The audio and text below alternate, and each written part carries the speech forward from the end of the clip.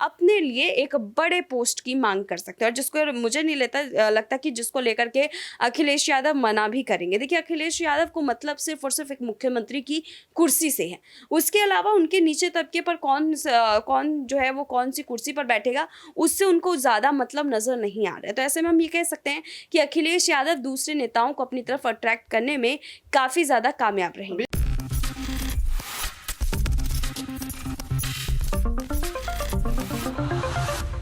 Next 9 news में आपका बहुत बहुत स्वागत है। मैं हूं आपके साथ अबरारुल हक रहमानी।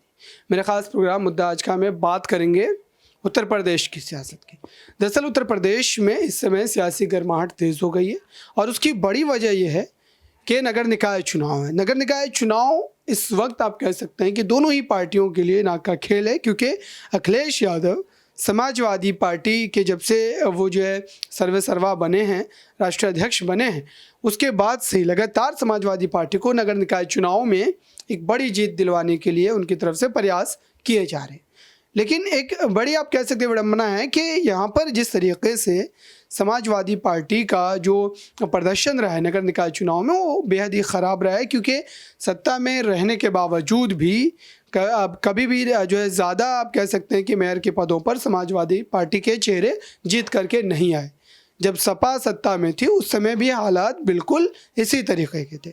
और अब जबकि भारतीय जनता पार्टी इतनी अच्छी स्थिति में, क्या इस स्थिति में अब अखिलेश यादव अपने बलबूते पर इसलिए भी क्योंकि आप कह सकते हैं कि मुलायम सिंह यादव के देहांत के बाद कोई बड़ा चुनाव जो हो रहा है उत्तर प्रदेश में, और उस चुनाव में अखिलेश यादव उनके साथ उनके चाचा शिवपाल यादव पूरी तरीके से पार्टी को जो है एक बार फिर से राजनीतिक रूप से उसी मजबूती के साथ उस ऊंचाई पर पहुंचाने के लिए तमाम जद्दोजहद कर रहे हैं और लगातार इस तरीके के प्रयास जो है वो जारी है।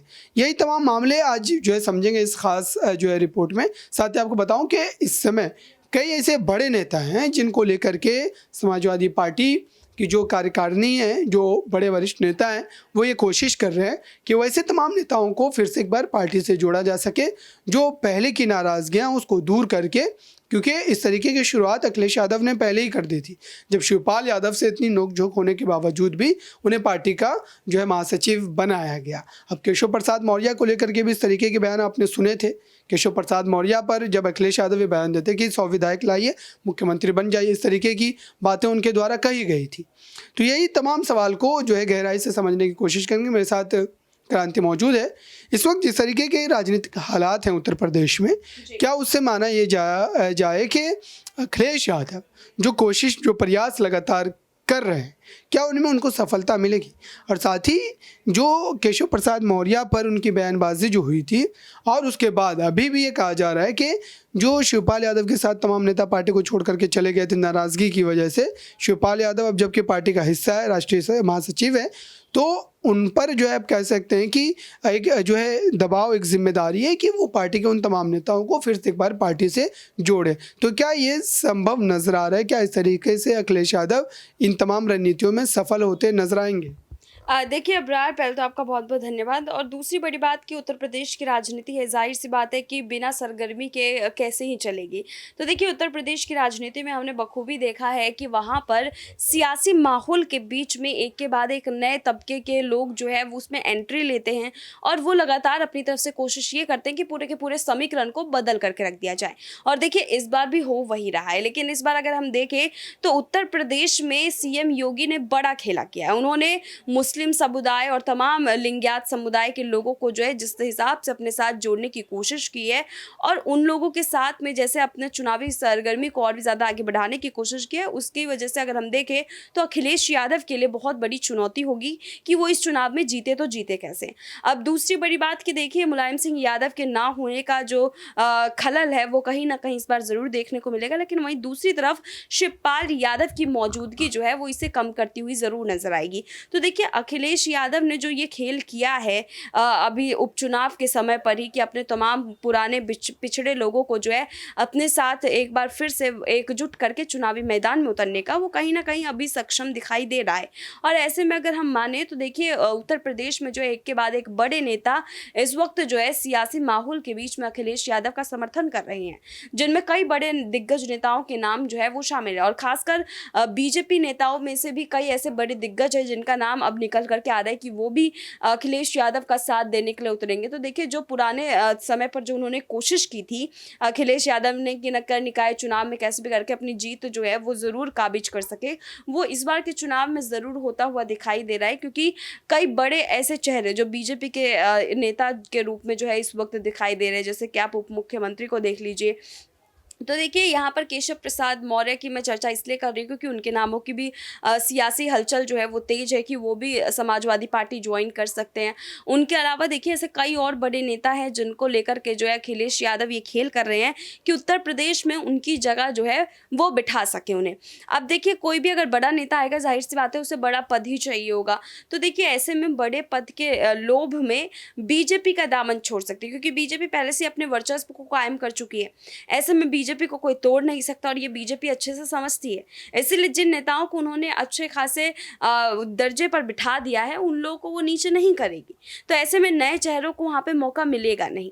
तो नए चेहरे जो है वो फिर करेंगे क्या? वो लोग अपनी लोकप्रियता बढ़ा करके समाजवादी पार्टी की तरफ जा सकते हैं और समाजवादी पार्टी की तरफ से अपने लिए एक बड़े पोस्ट की मांग कर सकते हैं, और जिसको मुझे नहीं लगता कि जिसको लेकर के अखिलेश यादव मना भी करेंगे। देखिए अखिलेश यादव को मतलब सिर्फ और सिर्फ एक मुख्यमंत्री की कुर्सी से है, उसके अलावा उनके नीचे तबके पर कौन जो है वो कौन सी कुर्सी पर बैठेगा उससे उनको ज़्यादा मतलब नजर नहीं आ रहा है। तो ऐसे में हम ये कह सकते हैं कि अखिलेश यादव दूसरे नेताओं को अपनी तरफ अट्रैक्ट करने में काफ़ी ज़्यादा कामयाब रहेंगे। अभी अगर आरक्षण के मुद्दे की बात की जाए, क्योंकि आरक्षण वाले मुद्दे को लेकर के अखिलेश यादव लगातार जो है सक्रिय नजर आते हैं, क्योंकि वोट बैंक जुड़ा हुआ है और जाहिर सी बात है कि इस तरीके के मुद्दों पर ज़्यादा बोलने से कहीं ना कहीं वोट बैंक जो एकत्रित होता है और उसका सियासी तौर पर जो है सियासी दलों को फ़ायदा भी होता है। तो आरक्षण वाला मुद्दा कितना ज़्यादा जो है लाभदायक होगा समाजवादी पार्टी के लिए, क्योंकि अखिलेश यादव उसको जो है लेकर के काफ़ी ज़्यादा आक्रामक नजर आते हैं भारतीय जनता पार्टी पर, क्योंकि यहाँ पर हाईकोर्ट ने भी फैसला सुनाया था। लेकिन उसके बावजूद भी समाजवादी पार्टी के अध्यक्ष जो है अखिलेश यादव का यही कहना है कि बीजेपी जानबूझ करके इस मुद्दे को ला रही है, क्योंकि कहीं ना कहीं यहाँ पर जो है उनको राजनीतिक रूप से फ़ायदा लेना है। तो ये जो मुद्दा है, ये मुद्दा कितना ज़्यादा असर डालेगा इस बार के नगर निकाय चुनाव में, क्योंकि स्थानीय मुद्दा स्थानीय चुनाव है, तो जाहिर सी बात है कि इसका कहीं ना कहीं प्रभाव पड़ेगा। तो आपके नज़रिए से कितना ज़्यादा असर होगा? देखिए अभी उत्तर प्रदेश में जितने भी कांड हुए, हर मुद्दा जो है इस वक्त चुनावी माहौल के बीच में एक अहम रोल जो है अदा करता हुआ नजर आएगा। देखिए जाहिर सी बात है कि उत्तर प्रदेश की राजनीति में हमें कई बार ऐसी चीज़ें देखने को मिली है जो सभी को चौंकाने वाली रही है। और अभी हाल ही में हुए अतीक अहमद के हत्या को लेकर के, या फिर इसके अलावा जो भी बवाल उत्तर प्रदेश में मचा है, चाहे यहाँ पर दल बदल को लेकर के हो रहा हो, या फिर योगी सरकार के खिलाफ खुद उन्हीं के कई बड़े दिग्गज नेताओं ने आवाज़ उठाना शुरू किया हो, या फिर यहाँ पर जो स्वामी प्रसाद मौर्य की तरफ से बयानबाजी हो। देखिए हर एक हल्के में अगर हम जाके देखें तो अखिलेश यादव ने इस वक्त कोई भी ऐसी कसर नहीं छोड़ी है कि वो कोई भी मुद्दा छोड़ करके चले। तो जाहिर सी बात है कि उनकी तरफ से तमाम मुद्दे उठाए गए हैं और उन मुद्दों के जरिए ही जो है इस चुनावी मैदान में उतर करके जीतने की कोशिश है। तो देखिए अगर जैसे कि अभी उपचुनाव के समय पर हमने देखा जहाँ पर लग रहा था कि नहीं, अखिलेश यादव की टीम तो जीत नहीं पाएगी क्योंकि मुलायम सिंह यादव है नहीं, और ऐसे में जो है जीत पाना अखिलेश यादव के लिए मुश्किल होगा। लेकिन उपचुनाव में अखिलेश यादव ने दिखाया कि जीत जो है वो उनके कदमों में थी। अब दूसरी तरफ देखिए अब नगर निकाय का चुनाव है। अब नगर निकाय के चुनाव को अगर अखिलेश यादव जीत जाते हैं तो जाहिर सी बात है कि आगामी समय में जो विधानसभा चुनाव होने हैं उसको जीतने में फिर उनको कोई भी ज़्यादा देरी नहीं होगी।